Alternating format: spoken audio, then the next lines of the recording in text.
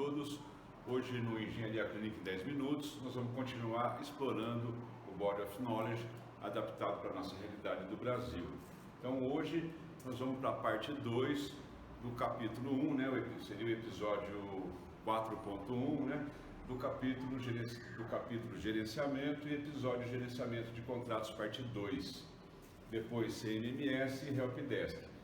Na parte 1 a gente falou sobre a questão contratual, a importância de você criar opções, né? Criar opções facilita chegar ao sim numa negociação.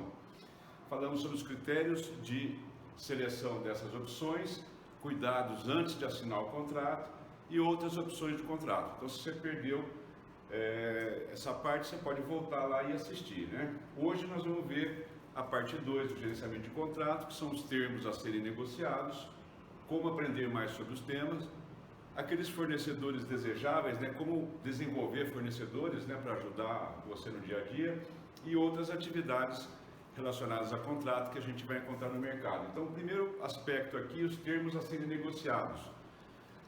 Por exemplo, quanto tempo você vai demorar para responder quando eu fizer um chamado? Como vai ser o trabalho nos finais de semana, feriado, trabalho noturno? As horas que são gastas além do período de manutenção preventiva? Se o contrato cobre peças, se não cobre? Qual que vai ser o impacto do contrato na sua ferramenta de análise? Por exemplo, LCC ou TCO, né? Garantia, né, que ele vai ter de upgrade e de update, se vai ter custo, negociar todos esses upgrades possíveis que você vai ter no futuro, você já procura negociar quando está fazendo o contrato de manutenção no processo de aquisição, né, antes de assinar, de fato. Como vai ser a gestão de recall e alerta, né, em quanto tempo ele vai te avisar, se ele vai te avisar mesmo, né?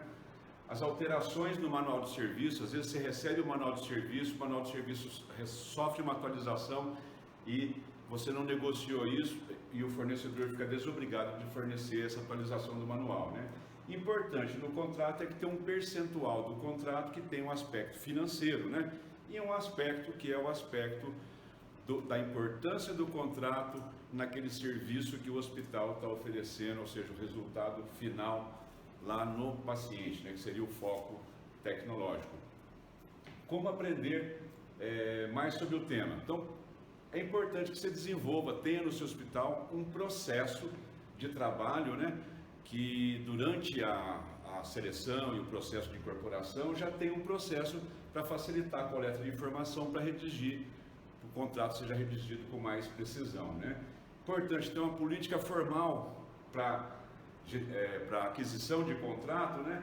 E política para essas questões de peça de baixo custo e de alto custo. Às vezes você compra poucas peças de alto custo, mas quando vem aquele alto custo, você fica surpreso, né? Porque são valores altos e isso tudo tem que ser pensado já no contrato. Quer dizer, o contrato pode incluir essas peças ou não. Por exemplo, um flat panel de um aparelho de raio-x ou de um arco cirúrgico. Desenvolver ferramentas financeiras. Para quê? Por exemplo, quanto mais você entende sobre como o dinheiro é reembolsado para a sua instituição quando você oferece aquele serviço, isso vai ajudar você a criar opções mais interessantes dentro do seu próprio contrato, né? É importante você tentar negociar isso dentro do seu hospital, um valor, um caixa, uma quantidade de dinheiro, um limite que você possa fazer aquelas despesas inesperadas, né, que evita os processos de compra demorado, os atrasos, né, e aquele serviço de emergência que você não esperava e foi numa sexta-feira, você precisa do prestador de serviço e precisa ter esse dinheiro em mãos, né? Fornecedores desejáveis. Todo mundo deseja aquele fornecedor ponta firme, né, que vai te ajudar sempre que você precisar. Mas é importante que isso seja negociado e desenvolvido em conjunto. Então, ajuda, né? Eu entendendo o fornecedor e o fornecedor deixando o fornecedor me entender, a gente pode construir um contrato mais interessante para as duas partes. Então, por exemplo, né? O que é interessante para nós?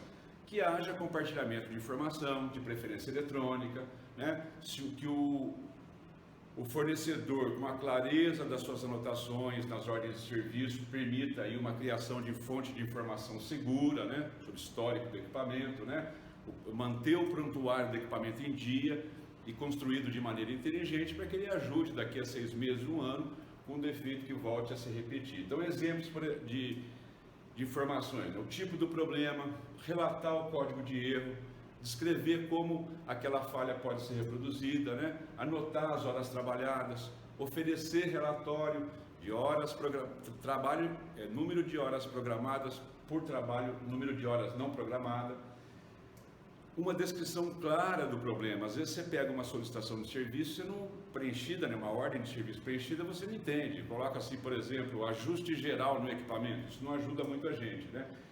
A solução adotada tem que ser bem detalhada para que a gente possa reproduzir no futuro. Enfim, que peças que foram consumidas, qual o código da peça, se tinha um lote, se não tinha um lote, tudo isso facilita a gente fazer a rastreabilidade do produto sempre que necessário. E dados, né? Dados sobre produtividade e custos, porque afinal de contas, a gente, no gerenciamento financeiro, a gente tem que ter um controle de custos muito interessante. Bom, para finalizar, outras atividades, né, junto ao mercado que podem ser desenvolvidas, devem ser praticadas, né? Por exemplo, você tem já os critérios de homologação de fornecedores? Por exemplo, para mim, para essa linha de produto, eu valorizo mais a rapidez do que o preço, ou nesse, mais o preço do que a rapidez. Então você tem que ter um sistema para fazer isso.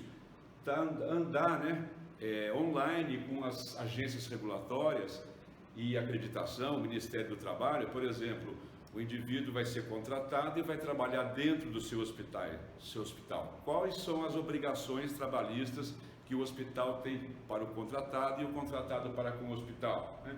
Que tipo de suporte que eu vou receber? Trabalhar nisso, criar novas formas de suporte remoto pode ajudar a gente diminuir custo. Eu, com uma equipe bem formada no hospital, com suporte remoto eu consigo avançar na solução do problema e não preciso de presença on-site, por exemplo. Conhecer, né, acordos de negócios, né, elaborar, criar opções, discutir opções, o que é vantagem para você, para o contratante. Tudo isso ajuda, contribui e fortalece a gestão de contratos de serviço de manutenção. Seguros, né? Que tipos de seguros? Será que um seguro não é melhor do que eu incluir no contrato de manutenção, um contrato full, com todas as peças, né? Então, aprender a trabalhar nisso, porque essa questão de seguro também ajuda bastante e às vezes pode ser a solução para gastos mais volumosos e inesperados, né? E métodos, né?